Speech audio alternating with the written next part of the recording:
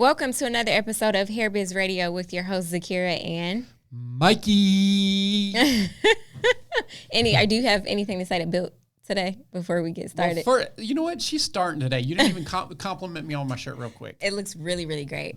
Guys, let me tell you first about the company that does not sponsor us, Built Basics. I know you're looking into the camera and you're like, dang, Mikey got that fresh white. Look at that little stretch. I love this It's stretch. giving ivory. It's ivory, so you probably barely see it on me. But yeah, I'm just happy to be wearing this. No wrinkles, extra. Look at that thing. Look how it flows. Even with a hurt shoulder. I got an injured shoulder. But look, so I just have to give a quick shout out to Built, who does not sponsor us yet, for the amazing clothes that I'm wearing. Actually, I'm wearing the pants. Sorry, I'm not wearing the shoes this time. I'm wearing but the shoes, I generally do wear, and of course the underwear rocks. Anyways, okay. Enough about that. Yes, moving right along. So we have an amazing guest with us today. Her name is Carmen Simmons. She is a creator and executive producer of In Style Atlanta Uncut, and she is here with us. We are going to be talking everything from reality TV, hair, growing up, everything personal, professional. So I'm excited to have her on the show with us today. Thank you for having me. Yes, how are you? I'm good.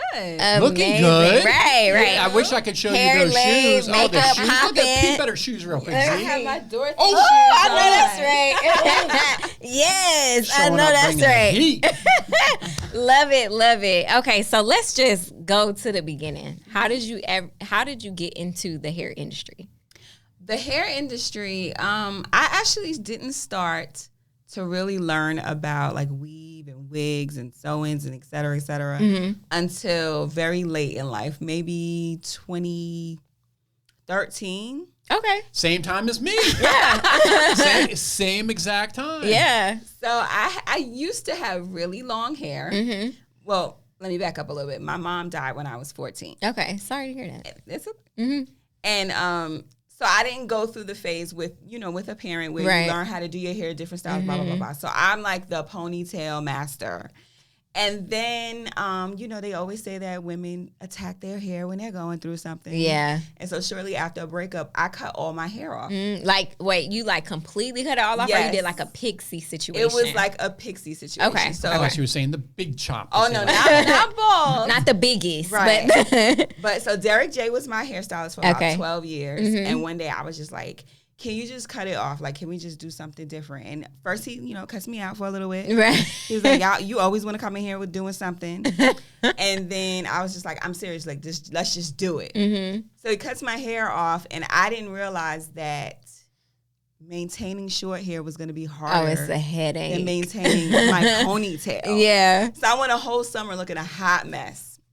Did you have a relaxer, or was it natural? Well, Derek talked me out of wearing relaxers. Okay. So maybe a year before that, I stopped with the relaxers. Mm-hmm. So now this is my natural hair, and it's summertime. So, and if I sweat in my face. Mm-hmm. Little ounce of water, it's over. It's getting curled up. I just came from short hair with natural hair, so I feel your pain. It was a headache. I looked a mess all summer long. So then someone introduced me to going to, because, Derek is a little pricey. And then when he started having more and more celebrity clients, now I got to wait in line. They're busy. Trust me. I know Derek personally. I've been waiting to get him on the podcast. I'm going to have to send him a text after this. Derek busy over there. Awesome show. I know some of the shows he's working on recently. Mm-hmm. This guy, he stays booked and busy, so the price goes up. The price went up. But I was going to Derek when he was still working out of his kitchen. Mm. So we have a history, so I could come and get my hair done, but sometimes I might have to wait, especially if the celebrity is something happens and they want another wig done. Yeah. Now my appointment has gotten pushed further again. Yeah. So someone told me about Paul Mitchell School of Atlanta. Mm-hmm. And they were like, you can go on certain days and get your hair washed. Mm-hmm. And so I went and I started going regularly. And one of the students, I took a liking to. Now, first of all, we were trying to deal with this crazy looking hair. And so it just kept getting shorter and shorter because they're students and they're learning. Oh, yeah. And so what was really just a taper turned into a shave. It was getting bad and bad and bad. But one of the students, she was like, I'll do a sew-in if you want me to do a sew-in. So now I got half sew-in and half shaved head. It looked nice at first, and then the more I was like, I can't take this anymore. So then she slowly introduced me to doing a full sew-in. Okay. And that's actually how I ended up coming to Luxury Hair Direct. Yes. Oh, okay, so you were around when it was Luxury Hair Direct. Yes. Okay. But the shaved side, half sewn is like the Riri of 2010 look, wasn't it? Yeah. Yeah. Was that what she was going for? Well, she was trying to fix what one of the other students made a mistake with. Yeah. Okay. Because it wasn't all the way shaved. It was tapered. Okay. But the other student wasn't getting the taper right. So it was like, okay, we just gonna have to start over. But the grow back was just. It took a while. Yeah. Yeah. So that's how I got introduced to Paul Mitchell School of Atlanta and Luxury Hair Direct, because now I was doing research on hair and like what kind of hair and where to get it from and how much does it cost and all these different textures and styles. And so I went from just, straight looks to curly looks, and then I had full sew-ins. And so I just went hair crazy because now I was loving the idea that I could look different all the time. I got blonde hair, red hair. So just picking up a wig every day. Like, oh, I think I want to wear this one today. I tell you, if I was a woman and I could wear wigs, like I would have a wig closet. Like it would be a walk-in, just all the wig heads. How do I feel today? Do I want some highlights? Do I want like a blunt cut bob? Do I want something long all the way down? It's actually a really great idea. I mean, the options are endless with wigs. That is true. And now that we make them so much easier to wear with like the glueless wigs. Have you ever gotten to a glueless wig? A glueless wig. I think I had one glueless wig. Yeah. Yeah, like the new ones that are like a 2x6 HD closure, so it's not much lace, because we know the lace, especially in the summer, is a little hard to deal with.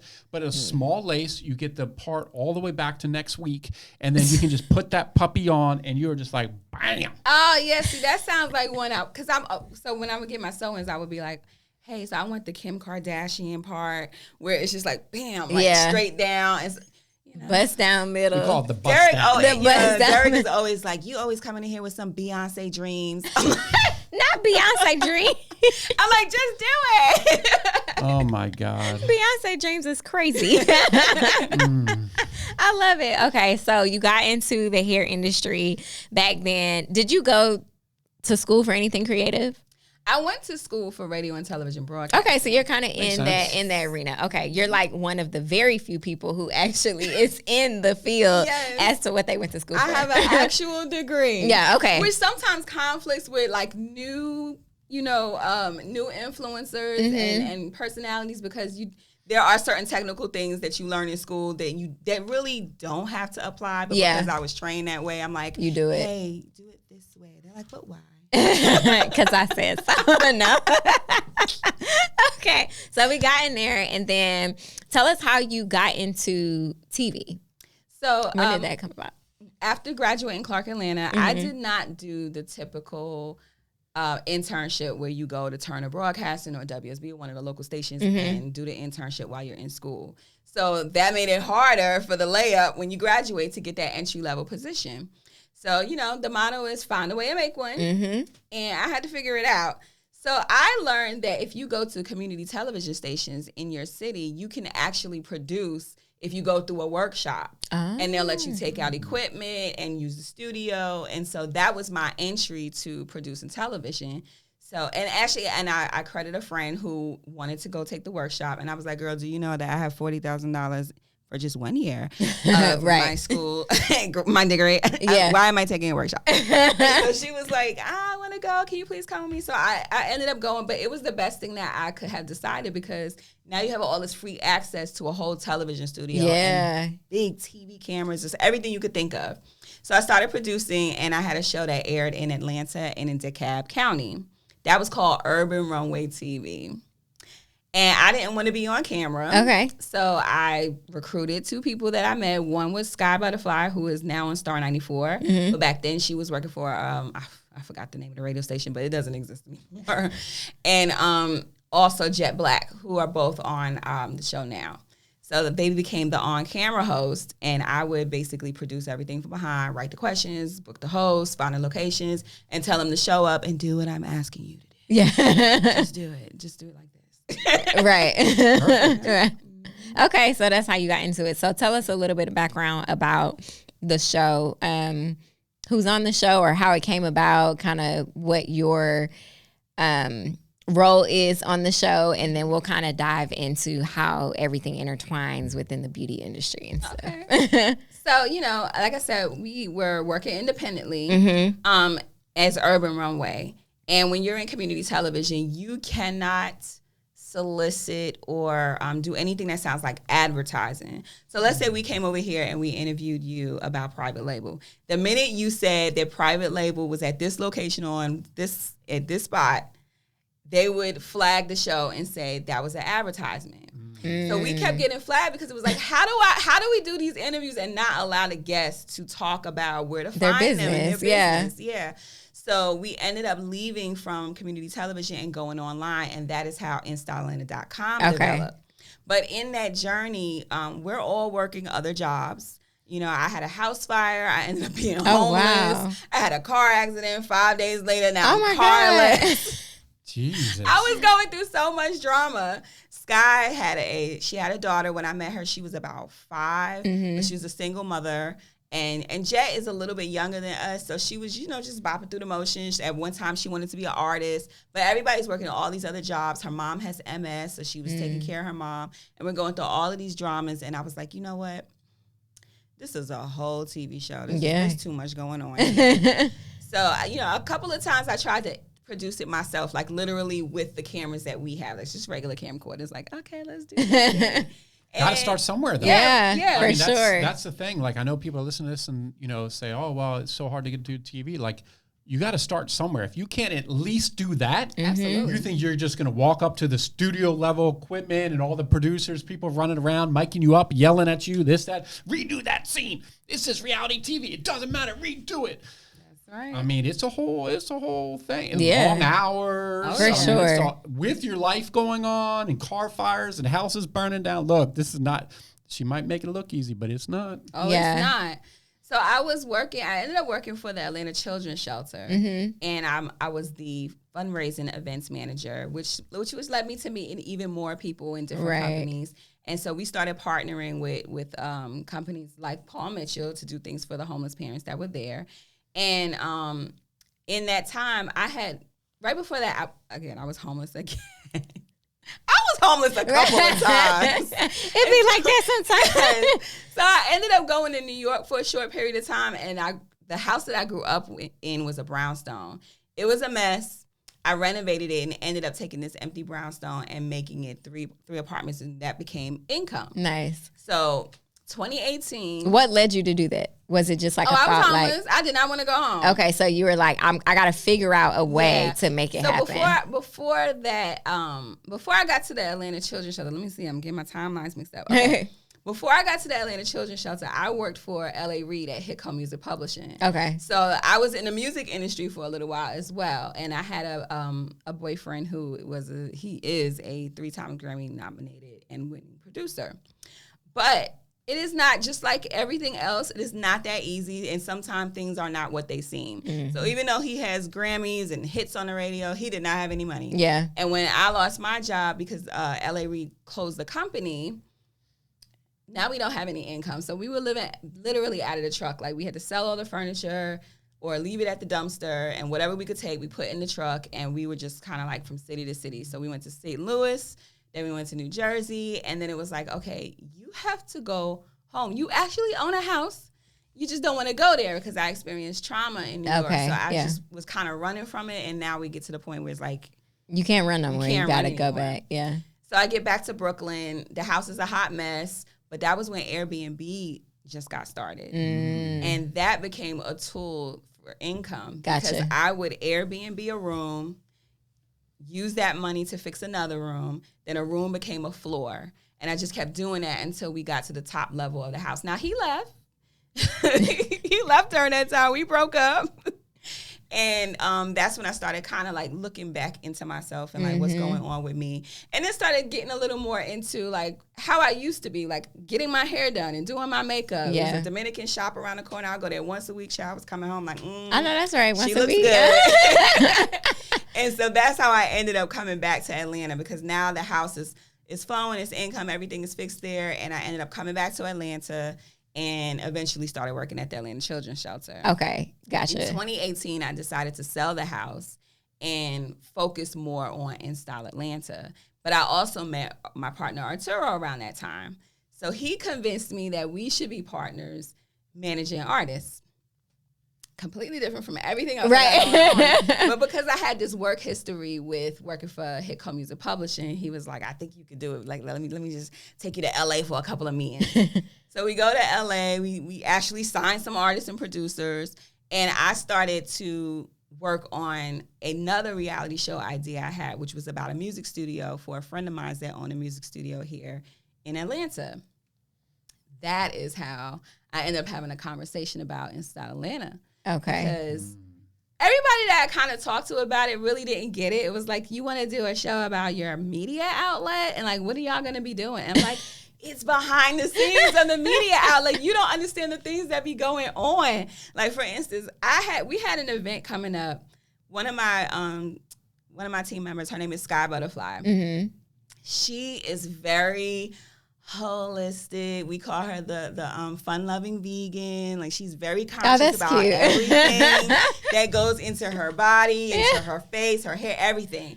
So I sent her to Derek to get her hair done because I have a look that I want for on camera. Mm-hmm. I sent her there like 8 o'clock in the morning. Like, you got to be like his first client. And for me, first of all, it's gonna be free. Sorry, Derek, it was free. He's like, don't you be telling nobody. But this is years ago. So I sent her like 8 o'clock in the morning. She gets her hair done, but she didn't understand that those curls were gonna eventually loosen up and fall. She called crying, and she washed her hair out as soon as she got home. I was like, what in the? Oh my God. But people didn't understand it. These are the things that I'm going through, and I would love to put this on camera. Absolutely. So I'm explaining this to Arturo. We're on a long ride from like Vegas to LA, and he was at first he was like, okay. Whatever you say, big dog. Right. And so we come back to Atlanta. We finish up the one about hot beats, but then we pitched it to who would become the founder of Fox Soul. He was like, you know what? Focus on In Style Atlanta. That's the one. So then I go and I shoot a sizzle on In Style Atlanta, and then Arturo saw the sizzle, and he was like, oh, wait, I get it. Nah, now you believe right. in the dream. And so then he goes back, and we finished doing more shoots, and then we have our show. And what year was that? That was in 2018. Right. Okay. So everything I'm hearing is basically giving you been a hustler since day one. Oh, yeah. Yes. The hardest part is sometimes getting people to believe in your idea or your vision, because if they don't see it, then they don't want to invest in it or work in it with you. But I've always, like I said, Clark Atlanta's motto is find a way to make one. Mm-hmm. My parents died when I was really young, so it's always been like, okay, if you don't see it, I'm gonna have to show you what I'm talking about. Even with the house in New York, I'll be talking to the contractor like, listen, do this to the room, and then we're gonna put cabinets over here, and then can we paint them Tiffany blue?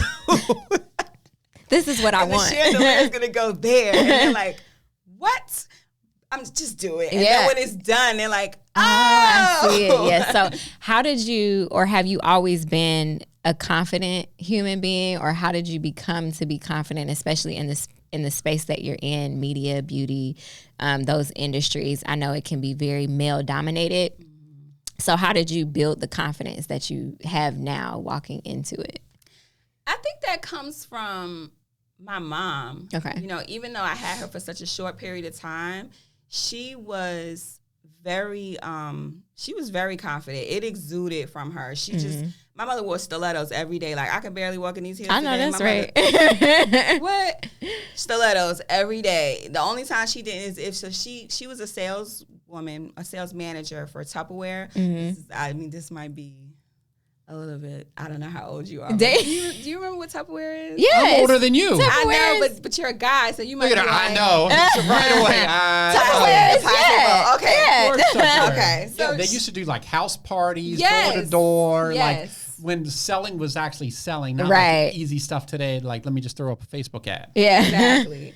So my mom, she used to manage a congressman in Brooklyn, but on the side, she was a Tupperware manager. We had a new car every 2 years. We would go on vacations twice a year. Like, she was doing her thing. But I always watched how she talked to people. Like, my mother didn't try to sell you on being your rep. She introduced herself that way. She would say, hi, I'm Lillian, your Tupperware lady. I know that's right. I mean, I'd be like, that's great marketing too. Mom, you don't know these people. But she would set up a table on like a really busy street, and everybody walking by, she introduced herself to them as, "Hi, I'm Lillian, your Tupperware lady." And next thing you know, we're at their house having a party that weekend. Like, she played no games. So I think her influence on me, even though she wasn't here for very long, it just always stuck with me. And so when I was younger, I used to model and I used to hip hop dance. And so my cousin, who also was in the music industry, he always used to pump me up like, "You are so fly." So I've never like felt like, even when, you know, we go through our times up and down with weight and all that stuff, but I never felt like I wasn't that girl. It was just like, wait till I lose these 10 pounds. You're going to be sorry you said that. So I've just always been that way. And so even though now I'm not as assertive as my mother. I don't introduce myself to people in the room. My sister does that. She is a social butterfly. She will know everybody in the building before we leave. I'm not that way. I'm very good at email. I'm a good writer. But I don't like to talk to people, which is very opposite of my mother. But once I get on that email, it's over for you. You're done. I got you in my pocket. I built you in there. Yeah. You're in my world. But just never feeling like I should accept the no. You know, maybe it's just not for now. Or maybe you're not the person who was right for this particular opportunity that I'm presenting to you. It doesn't mean that, to me, it doesn't mean that it's not good. It just means that you weren't the right person. Right. This wasn't the right match. Yeah. So that's how I approach everything. So even in media, when I send my inquiries out for an interview, there's no one who I think is too big to be on my platform. Yeah. You just may not be ready for us, and that's okay. It's going to circle back. Right. And usually it does. So that's just how I always approach everything, and it never really fails me. I love that. So we have a lot of people who are looking to get into the hair industry now. Some people think that it's becoming oversaturated, but it is a female-dominant industry. But there are some males, i.e. Mikey and other males, that are in the industry or looking to get in the industry because from a product standpoint, not necessarily them wanting the hair. So as a woman in media, us knowing that it is male dominated, what are some of the glass ceilings that you've had to shatter, or what is a piece of advice that you could give the opposite sex or even a woman who's looking to get into the industry that you're in? I've never really thought about the fact that I'm a female and someone else is a male. It's really about who's qualified or who is ready for this opportunity at this time. Yeah. And you can be any sex and not be ready, or you can be any sex and be ready. Yeah. So I feel like just don't use that as the reason why you can't do something. Yeah. Just go for it. If you feel like you have the tools and you have the product that is necessary for this opportunity, be prepared and go for it. I've never ever thought about, oh, I can't do this because there's too many guys in here. The guys don't intimidate me in the room. Now, I've been in situations where I felt like there weren't enough women in the room, but that just means that I'm going to have to be a little bit louder because you are missing the feminine energy that needs to be here. Yeah. But especially in this industry now, it crosses over because now guys are wearing makeup and hair and wigs and all of that too. Yeah. So I don't think that it matters what sex you are. You just need to be prepared for the opportunity. That's really good. I love that. So going into InStyle, of course, we're in the beauty industry, and there's a lot that goes into beauty when it comes to on-camera television. So how do you all do your hairstyling and makeup? Do your cast, do they get to request their own looks, or do you have something in mind that you want them to look like when they go on camera, or what does that look like? So it depends on what we're doing. If we're doing interviews, then they all know that I'm going to tell you, industry standard in terms of what's on camera. You can't wear certain colors and certain prints. It's going to mess with the camera. So they all know that. Then each person, they know that I like a certain look from them. For so Sky, for instance, I always tell her to go for the J-Lo glow because she's fair skinned. She's a Latino woman, so I always say J-Lo glow. Bring J-Lo glow today. Jay, I don't have to necessarily worry about. She's from Decatur, so she's always gonna give that Georgia flavor. It's gonna be big colors. Her hair might be a different color. So I appreciate the authenticity of where she's from. So I don't really give them any specific rules on what I want them to look like. Just you need to have makeup on because the camera is going to pick up everything. Yeah. And make sure that your hair is done because, listen, we don't want any ragamuffin, repost with someone's making fun of the fact that you didn't come to work ready to work. There's a difference between being on radio and being on television. Right. And some of them are radio personalities where you don't have to. You could come in with some sweats maybe if you're not going to be on camera. If you're going to be on camera, I'm going to need you to pull that ponytail back. If you listen, you can't always get to the salon. I get that. But there are simple ways for you to get your hair together without having to spend a lot of money. That means that you're going to have to invest in some good gel. Yeah. Lay those edges down. Make sure that you have your lashes on and some good gloss with some color. Yeah. Because the camera's going to pick up everything. When we are filming for InStyle and Uncut, which is the reality show, I do give them some ideas on what wardrobe should look like depending on the scene. And then, once we get into the big leagues, we'll have a wardrobe department. Yes, because it's coming. It's coming. Yeah, it's interesting about with reality TV because we filmed with some shows previously, and then we filmed multiple times with Jennifer Williams, who's one of our business partners, with the LA Basketball Wives. And it's interesting. I remember sitting down to dinner with her because when I was recording a few times with her, I still would be relatively casual, nothing too crazy. And I was just like, I don't want to give out that I, that I wear really fancy stuff, that I'm super successful or anything like that. It's just, I just want to be me, And she's like, I get that. But at the same time, when you're on some of these shows, it's not just it's a kind of like a second personality, right? So it's you still can be you, but you also have to think of a different person for TV. So the next time I go there, you better believe I'm going to be dripping in some Gucci, some other random BS stuff that I would never personally buy for myself. Yeah. Because as you know, I only wear built basics, pretty much my whole closet. But for that, actually our Atlanta Gucci rep that I have, because I do buy private label for our holiday party. I mean, I show up with the multiple Gucci products. So I have the rep and everything. She actually moved to LA. So I will go see her to get me ready for the next scene. Yeah. But it's interesting about how that works out with reality TV because, some people are wearing clothes worth more than they might even have in their bank account. It's crazy what you have to keep up with these shows. And I'm just I don't know how you guys do it. All I'm saying, it's not easy. It's really, as much as people make it look easy and the way they do the editing, fun and stuff, it is not easy to keep up with. And to do this, I don't know how you do these, produce it and do all this stuff. So I'm just amazed because I've watched it over the years because we've known each other now for 5-6 years or so. And it's just incredible. So hats off to you and keep going. I love it. I get the text from you guys, a group text, and it's just always something's always bigger every year. It's always bigger, always bigger. Yeah. And that's the steps that you guys are taking because you have to take the steps. Yes, you have to. You can't get stagnant and feeling I just can't do it. It's too much for me, or someone is saying to you that you're dreaming too big. I've had ideas presented to people and someone tell me Carmen, it's just too big. You have to bring it in. You're over dreaming what this should look like, and it's making it too big for the person who you're pitching it to. You can't imagine it. Just make it a little smaller so that they can attain it. I'm like, no, it's not right then. Right. If I change it and make it smaller, then the idea is gone. That's not it. So that it just wasn't for them. That's okay. And I don't mind waiting. I will wait. For everything. I wait for my hair. I wait for Derek when he was. I wait for Derek when he was you gotta wait. I got another client, and my nails.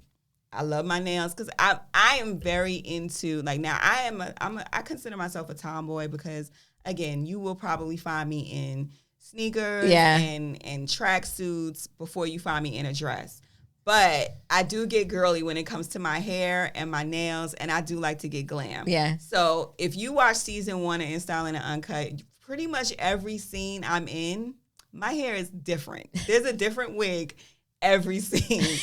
That you pull from the closet, the wig closet. Oh, yeah. There's either a different wig or a different type of sewing, whether it's curly, blonde, straight, every single scene, because I I like to get glam when it comes to those things. Now, when it comes to my clothes, I'm a little more relaxed. But, you know, it is a lot of pressure. That was actually one of our storylines last season with Sky, because she felt the pressure of coming to red carpets and going to interviews and being presented a certain way, and she just didn't know how to do it. And I was like, really, you just might be thinking too hard, because you can take essentials and put an essentials together with an accessory, and now you have an outfit that looks presentable for red carpet, presentable for this interview. Because once you put your makeup and your hair on, that's it. That's it. Yeah. Your dress might just be a simple black dress, but that hair and that makeup, when it's laid, and then when you come with this little bag, you're cute. Yeah. But she was overthinking it. And sometimes that's the problem. Yeah, absolutely. So you talked about being okay with waiting. And I think that we're in 2024, and where we are, people don't like waiting. Like, we want everything right now, instant gratification. I see that. I want it. I don't care what it takes to get to it. I kind of just want to skip over that. So what has your journey been with waiting, since I'm pretty sure that this was an idea before it actually manifested into what it is today? So what was your journey from pivoting to obstacles to what were some of the roadblocks that kind of hit you, and what made your wait that much better? Like, what were you able to learn in the wait that may not have transpired to what it is today if you didn't take that time to actually wait? Well, we actually started this right before the pandemic. Okay. So the pandemic forced us into a holding pattern. Yeah. So we started shooting right before the pandemic, had no idea what was coming like everybody else. And we started pitching this show as just the sizzle. And we were getting a lot of good feedback, a lot of networks saying, oh, do you have a whole season done? Or, you know, different conversations going on. Then the pandemic happens, and all of these conversations turn to, we're in panic mode. We don't know what to do with the shows that are already on TV. It would be different if you shot the whole season and we could just take the whole season, but we don't have budgets to develop. We don't have budgets to spend on anybody else. We're trying to figure out what's going on here. And so now we're like, okay, what do we do? Because we just spent a lot of money on just the sizzle. Yeah, I couldn't imagine, like, they're saying, do you have the whole season? I'm like, the whole season for that whole season? Right. That's what we need you for. Yeah. Right? Like, a whole season. Right. You ever seen the cameras, production, editors? It's never ending. So every chance that we got, I was trying to figure out guys, like, because my partners are guys, Arturo and Omar Holland. I'm like, guys, that's like my bro. Oh, his wife is Adele. Yeah, that's my bro. Yep. So I'm like, what are we gonna do? Because we already shot, and the longer we wait, the older this footage is gonna get, and then we can't even use it. And so the good thing about the conversations that we did have, they were all positive. They were all like, this looks really good. Yeah. It's just that where we're at right now, we can't take it. So I was like, okay, what do we have left? Yeah. So first, we pivoted to YouTube. And we put it out on YouTube. So there was like 6-minute episodes on YouTube. We just put all the footage that we had together into 6-minute episodes for YouTube. That got like 150,000 views. Okay, we're getting somewhere. Yeah. So then we started having more conversations like, hey guys, you ready for us yet? Because we still want to do this. And Fox Soul gave us the opportunity, because I'm sure that they were having their own things going on with their shows, because people can't actually go shoot. We're in a mandatory lockdown. Yeah. So they were like, okay, what do you have? Because we'll put it out as a pilot and see what happens. They put the show out as a pilot. First episode aired, and that was great. But we're back to holding again, because again, we can't go out and shoot. But then a few months later, more emails, more conversations. We're still doing our social media. It's a media outlet, so we're always busy. They see us moving. It finally got to a point where they said, okay, if you could turn in a season, we're going to air the season. Nice. And so maybe towards the end of, Atlanta, they say never close down. We still in we okay. We never shut down. I guess I'll say, like, nationally, when it was finally like, okay, you can come out but give 6 feet. Yeah. Then we started finding ways to go back and shoot, and had a bunch of pickup shoots whenever we could, so that we could finish the season and then submit it, and then that's when it finally came out. But I just, I've always been patient with what I want. Even when I move into a new apartment, if there's a certain sofa I want and they say it's going to take 3 months to get here, if I really want it, I will wait 3 months. You don't have to come to my house. If you want to come over here, you're going to be sitting on the floor. You don't have to come. Yeah. But this is what's going to happen because this sofa is coming. And that's how I felt about the show. Like, it may be taking long, but I know this idea is going to work.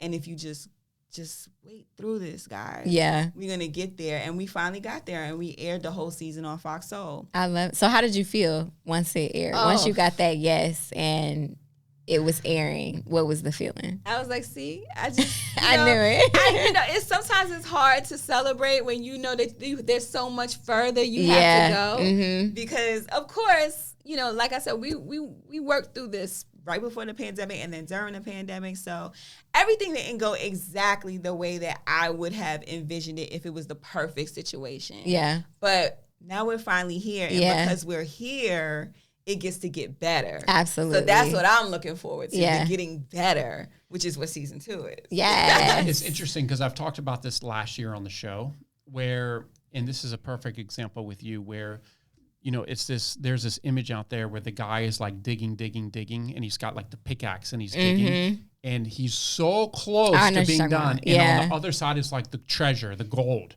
right? And it's like so many people will get to where it's that thin line and then give up.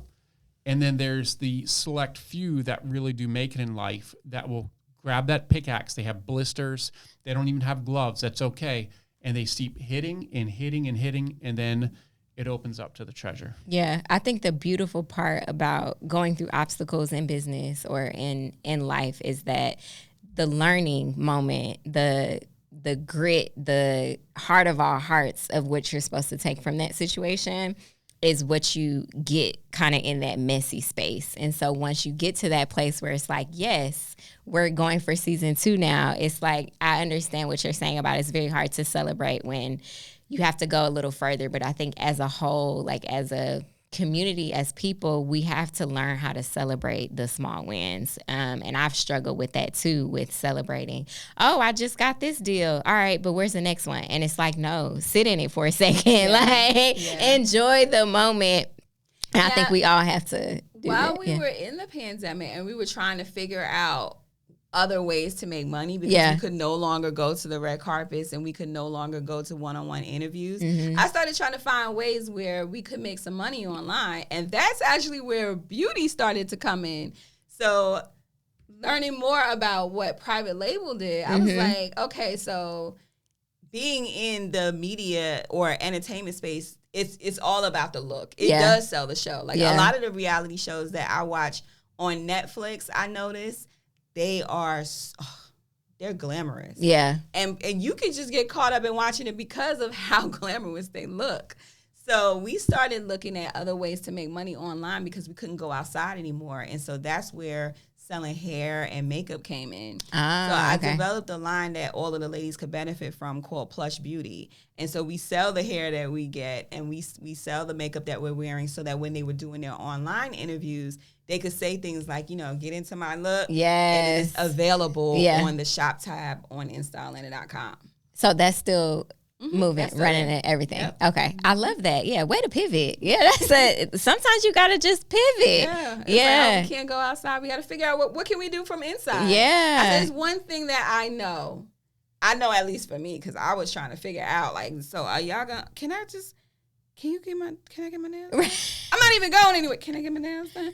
But also because they're doing Zoom interviews. Because you can't go out, but I still need you to look good on camera. Right. So sell them lips, baby. I'm glad all the Zoom interviews are done. Like, now we can come into studio. We can all sit down and hang out. It feels so good. We actually get emailed a lot from people like that want to come on the show, but do it via virtual. And I'm just like, well, when are you going to be in Atlanta? Because we're not doing, like, I like virtual interviews still, but like, it's nothing like sitting down. Nothing like this. Yeah, absolutely. So for like Hair Biz Radio, unless it was like, Rihanna or someone's like, obviously she doesn't want to be on here, but that's fine. Like if she was just like, I can only do a virtual. Okay, well, cool. But other than that, I'm like, No, you gotta get in the game, in the room, Not in at the the game. table. Yeah. You know? So what is one piece of advice that you could give to anyone who is looking to just start business? It doesn't necessarily have to be beauty, but actually want to get in the self-employment industry. Educate yourself as much as you can about the industry that you're going into. A lot of times, especially because we're in the social media space, that people are thinking that just what they're seeing right there on Instagram was as hard as it was. And just posting a picture. Right. No, just educate yourself as much as you can about the space that you're in, because even if you become successful, if you don't know enough about the business, you can easily lose that success because you didn't understand that contract that you signed. You didn't understand how much to price something, and you could be at the top of the game, or you thought you was, and then just lose it just because you didn't know a certain piece of information. Just educate yourself. Yeah. And then do it. You know, it doesn't matter how long. In my experience, yes, certain things are going to take longer. It's not an overnight process. That's just Instagram. But educate yourself and start the process, because if you don't get started, then nothing is going to happen. Right. And that a lot of times that's what holds us up the most, is getting started. And I'm glad you talked about getting started. When are you getting started on season 2? So season 2, the first episode aired on October 23rd. Okay. The second So episode. that was just at the time of recording, just so you guys know, it was last week. Yes. We air on Wednesdays, 10 p.m. Eastern Standard Time on Fox Soul. Yes. But we are actually still filming. We're chasing a couple of stories that we wanted to get into season 2. So we are still filming. And we have up until right before Thanksgiving, before we go on a break, to get that last storyline in. So the cameras are rolling. How many episodes do you think the season's going to be? It should end up about 12, but we are going to take a break for Thanksgiving and come back in January. So the beauty of where we're at now with television is that you can go on and on and on and on. Like, if you know, certain reality shows seem like they're on all the time. Yeah. So we plan to do this first half of the season up until Thanksgiving, and then come back after. So it'll be like a split season. Yes. Which I know a lot of reality shows, they're getting to work. I mean, it's like these split seasons. It's not just like, hey, we're going to film for 3 months. See you next year. And they have me on the edge of my seats. Lying back, when are you coming back? We're doing a whole nother. And then you guys have something like a reunion show yet with your... We did for season 1. So season 1, we took a lot of work because, again, we had started before the pandemic. Then we came back to pick up after pandemic. And so some things happened over the break that not only didn't the viewers understand, but we didn't understand. Yeah. So 2 of our main media correspondents, which is Jet Black and Saint CJ, during the pandemic, they had an argument that nobody knew about. So when we came to do pickup, they were in high level on site. I can't stand you no more. But they were besties. So we had to figure out, how do we make the audience understand what happened? So it's like, okay, let's do a reunion episode. The reunion episode got a little bit dramatic again, because now there's the whole team. We're sitting on the couches and we're pretty in the pink, and they get into a huge argument during the reunion. And, you know, thank you to our host, Crystal Jordan. She did her best to mediate. We all kind of was like trying to get to the point of like, why are y'all fighting? What's going on? But it was extremely dramatic. It was a lot of hair and lipstick going on. Yeah, Crystal's been like a staple of PR in Atlanta for quite some time. Yes. We know her. She's done a lot in Atlanta, so it's perfect that she was the host to manage that, because that probably wasn't easy. You need a pro for that one. Absolutely. Once the ladies start fighting, I'm running. I'm running. They were using their big words that day. I'm like, Antonio, where's the exit, buddy? We're out of here. You know? Yeah. And Arturo was trying to play mediator. He kind of instigated. He was trying to I be... can see more instigator than mediator. We had like a little party to bring everybody together. So another one of our cast members, she was in prison for the second time, and we had a welcome home party. And at the welcome home party is where he brought CJ to the party, with no one knew that she was coming. But we also didn't know that her and Jet Black were having their Oh, yeah. So when she walked in, everybody kind of went silent, and then it was like, I was like, okay, to break the silence, like, okay, how do we work this out, guys? Because we got to work together. And they were like, we don't have to work it out. And they just... It wouldn't be reality TV without a little bit of razzle-dazzle. Razzle-dazzle. Yeah. Can we take this outside to talk? And they're like, no. And so at the reunion, of course, everybody was yelling at Arturo because they were like, if you just didn't bring her. But he was like, that was his fault. Everything. I really wanted you guys to make up. But it was like, so mind your business. Hilarious. So where can people find you at on social media, website, all the things? So my social media is It's Carmen Simmons, Simmons. And the show is at the letter N Style Atlanta Uncut. So at In Style Atlanta Uncut. And then you can go to the website, instyleatlanta.com, for all of the celebrity and lifestyle entertainment media interviews. And, of course, watch the show Wednesdays, 10 p.m. Eastern Standard Time on Fox Soul and everywhere that Fox Soul is available. We go on demand the very next day. So if you missed it live, you can watch it on demand. We're also on Prime Video because we yes, that I know shit. that's right. Get them coins. If you missed season 1, go to Prime Video and watch season 1 and catch up so that on Wednesdays on Fox Soul you can watch season 2. It's very bingeable. So just binge it out. Love it. Thank you for joining us. Your story was amazing. It was great to hear from start to finish everything that you accomplished, but then also had to go through to get to where you are today. So I appreciate you sharing that with us today. Thank you so much. Absolutely. All right, guys. I guess that's it. And we'll be back with another episode next week. Thank you for joining. Make sure you like, comment, subscribe on YouTube, and download the podcast where all podcasts are available. Make sure you send us a message to let us know who you want to hear from next and what topics you want to discuss. So thank y'all for tuning in. Stay out of my DM. Stay out of my DM. I'm in a relationship. Stay out of my DM. I cannot. Just kidding. Never happens. Thank you so much. Thank you.